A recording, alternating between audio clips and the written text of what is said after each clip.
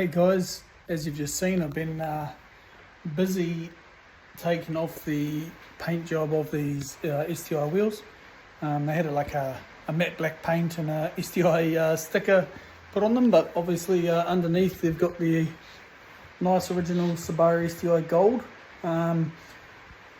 So basically my thoughts were I was going to just use some thinners to take off the top layer just to kind of see what's going on, and I've only done obviously one of four wheels, and it's not complete, but basically looking at them now they're actually in pretty decent nick. But what I'm going to do is probably give them a light sort of wet and dry sand, and then maybe a bit of a Scotch-Brite and like a primer filler type paint or etch primer of some description, and then I will I'll try and figure out what the Subaru colour actually is for these wheels, this gold. If anyone knows, let me know down below what the colour code is for the sort of version 5, version 6 STI factory gold 16s, and then I'll get that matched up into a spray can and refresh them, and these are gonna go on to the SG5 Forester as just a nice little option. I'll put on a fatter profile tyre that's currently on the Forester. So I think, what have these got on them? Oh, these have got 205/50 16s. I think the Forester is something like maybe 215/65 16. So just that higher sidewall, which suits the Forester. So I'll swap those tyres over, and then the factory Forester wheels will get wrapped in some brand new 16 tyres, whatever they are, to be utilised as, I guess, factory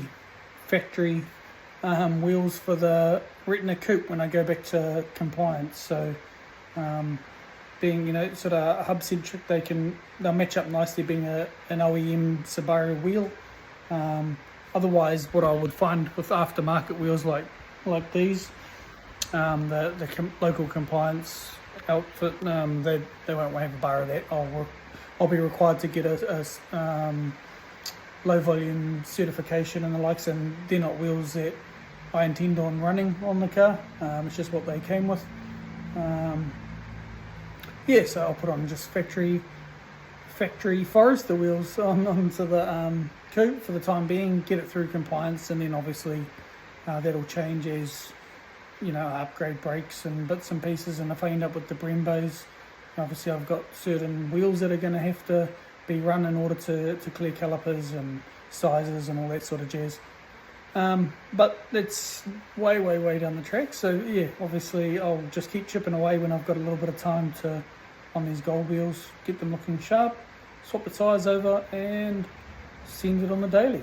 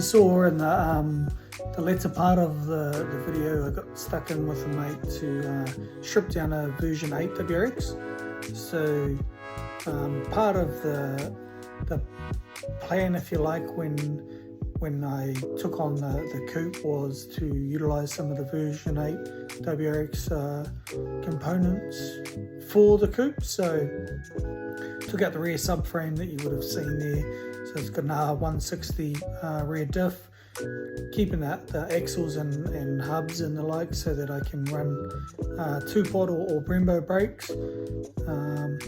So that diff's suitable for 5-speed. That's likely the way I'll go to begin with, I think. But even if I do change my mind, swapping diffs and axles and the likes out afterwards is not the end of the world. Also, the aluminium front arms and hubs and the likes there as well. And the fuel tank. So took that out. We're going to make an attempt to put that into the Coupe. So not too sure around the GD, GC type compatibility there, but work it out as we go. Obviously the later model car's got a bit more things focused with emissions and the likes, but we'll see what we can come up with. The Coupe's got like a lot of old things, rusty old fuel tank that's, yeah, I'd rather put in something that's a bit more intact. So I'm gonna do that, and yeah, obviously drop the engine that you saw and gearbox. It's got the cam belt sticking out in the wrong location, but that there is my mate's running gear, so that's not going to go into the Coupe. But yeah, just another step towards where we need to get to. It all, albeit sometimes doesn't seem like much is happening. There's things that need to be done in order to get where we want to get to. So yeah, pretty excited. I'll make a plan to collect those bits at some point from my mate's place and give them the once over, clean them up a bit, and then figure out what order I'm going to do things to get that car where it needs to go.